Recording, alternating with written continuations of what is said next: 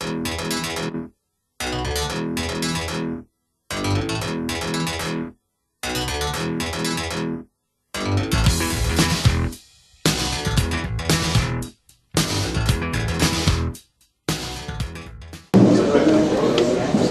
you have 5 minutes to speak. Wow, quiet. Welcome to New Orleans. I'm glad to be here with my brothers and sisters of NACA, Eastern and Southwest region. Yeah. I'm really excited to be participant of this first. The microphone turned off. Microphone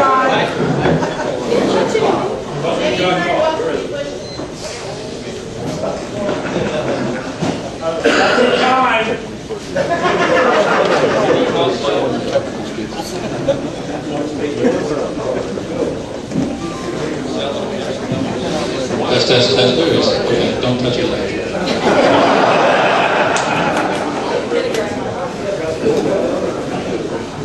Okay.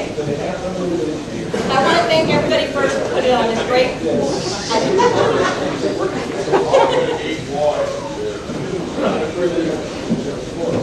Can you hear me now?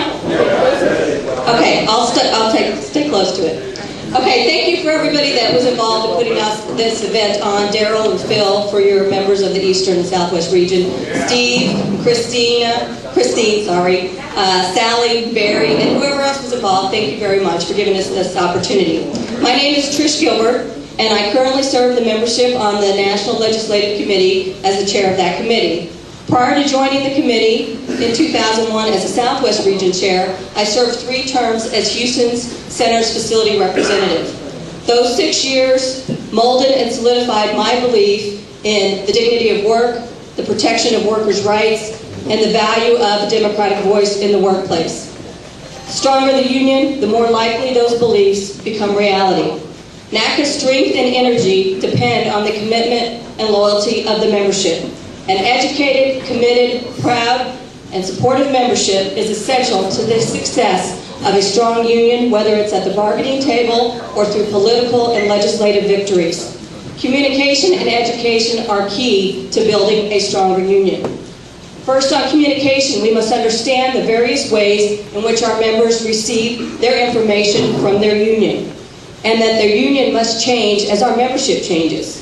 What worked just 4 years ago may not work for our membership today.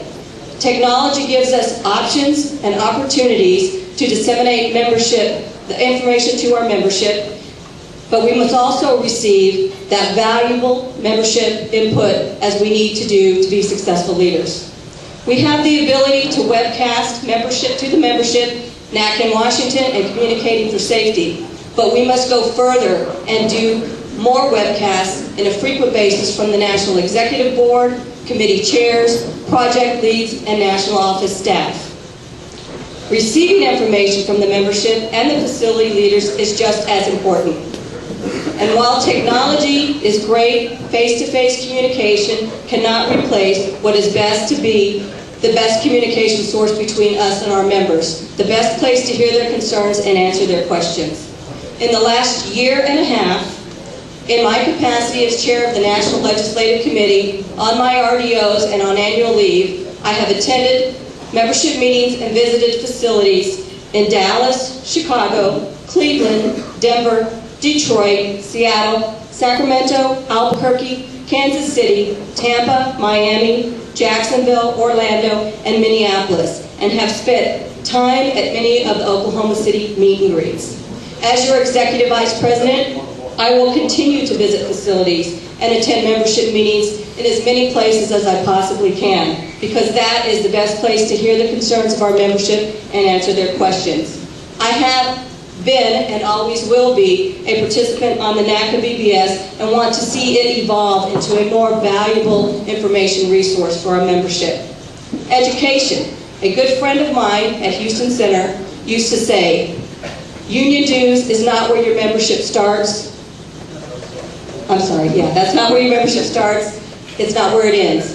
And while we always have members that just want to pay their dues and do nothing more, we as leaders must strive to increase the numbers of members that want to actively participate in our union. members that want to identify with our union and want to be responsible in making it grow. By expanding our training and further educating membership about the labor movement, NACA's history, legislative activism, and leadership, we will change a good portion of our membership from a "what has my union done for me lately" to membership that is actively participates in our initiatives, understands our goals, and makes our union stronger. Effective leaders motivate, they encourage activism, and they communicate with their membership. Leading in a manner that garners maximum support and buy-in from our membership is key. That is the type of leader I have always been as legislative activists across the country, and membership at Houston Center will attest to. And that is the type of leader I will be as your Executive Vice President. Thank you very much, and I look forward to your questions.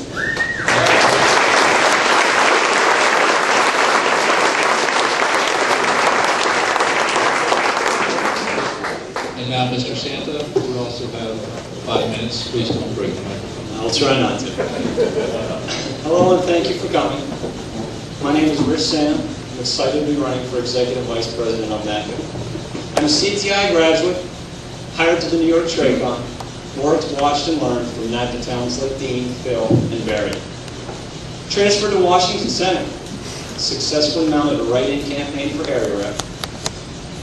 The membership solicited me to run for facility rep. I'm currently serving the second term as facility rep for Washington Center, the largest center in the Eastern region.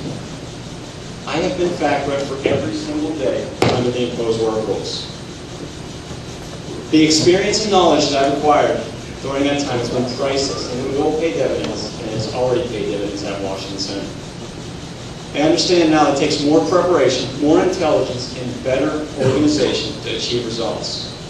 I managed an income of $60,000 a year of dues rebates. My fiscal responsibility is second to none. My LMR background is strong, having successfully negotiated and represented the membership during these tumultuous times. While management has changed tactics, the national office has toiled with the same 3 IWR strategies.